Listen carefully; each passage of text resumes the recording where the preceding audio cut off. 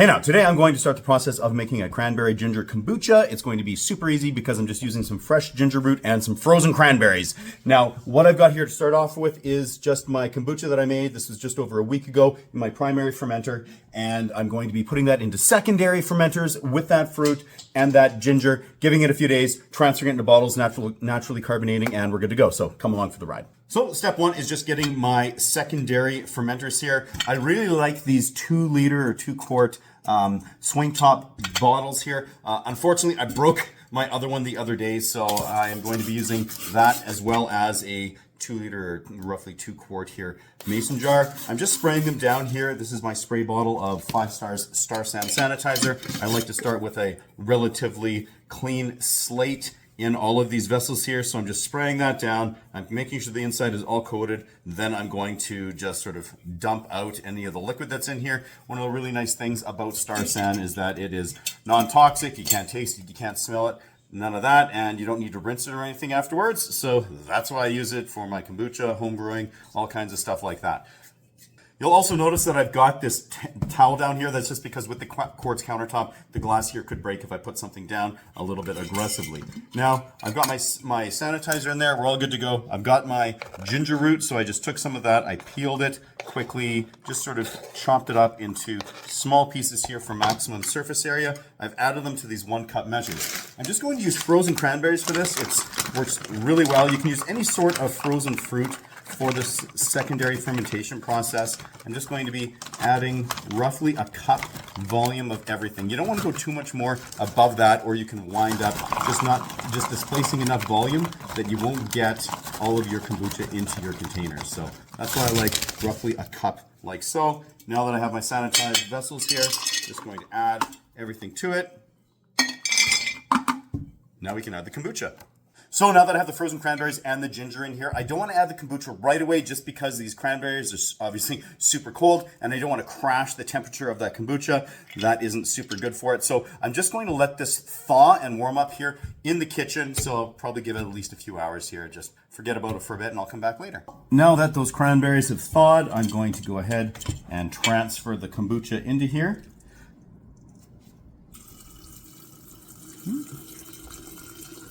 One nice thing about using frozen fruit is that freezing process makes the actual berries or whatever your fruit is a little more accessible to the yeast, just because it actually breaks up some of those cell walls, which is really nice. I found that that's been super helpful not only for the kombucha but also for home brewing and other things like that. Now that I've filled both of my jars halfway here, it's time to really kick up some of this yeast that's settled out on the bottom, and then I will resume filling.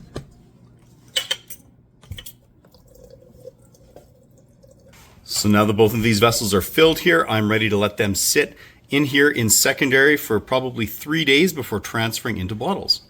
Okay, after 3 days, take a peek here. Look at that gorgeous color. A lot of that color has just come out of the cranberries. That's why one of the reasons I really like using them in kombucha from time to time.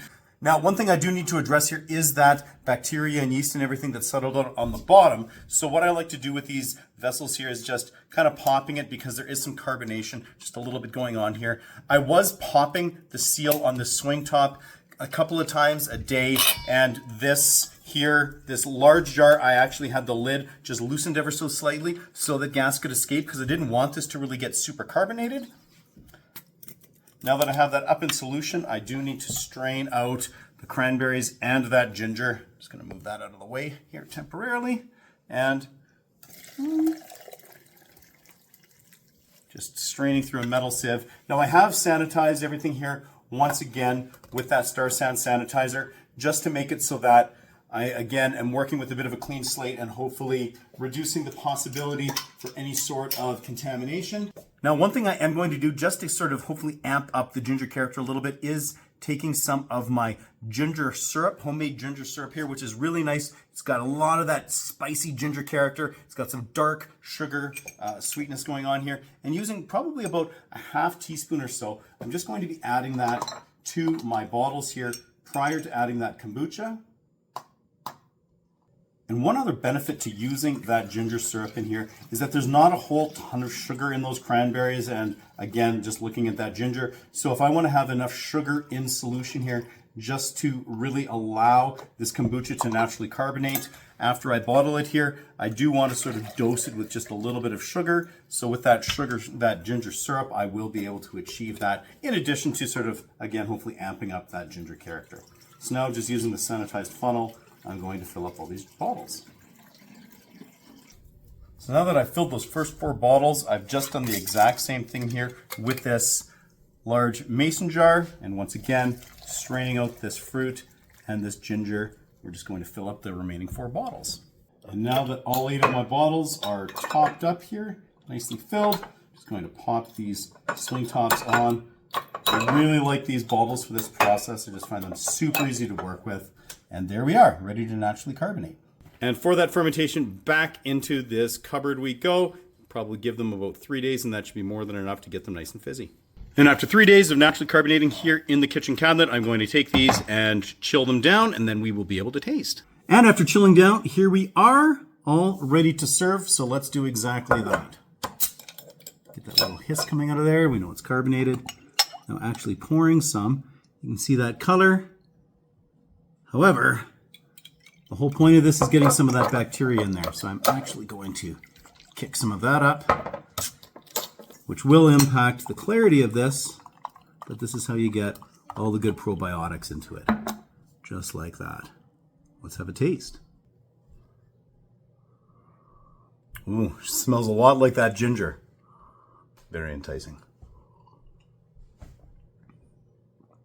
I'm really glad I put that ginger syrup in there. There's just a hint of that brown sugar flavor going on here. Lots of that nice tartness coming out of the cranberries. And of course, lots of ginger, which is just really nice, spicy, and refreshing. So this makes a really, really great version of a kombucha. So this is really easy to make, just using some frozen cranberries, a little bit of that fresh ginger, and then probably just spiking those bottles with a little bit of your favorite sugar. And there you have it.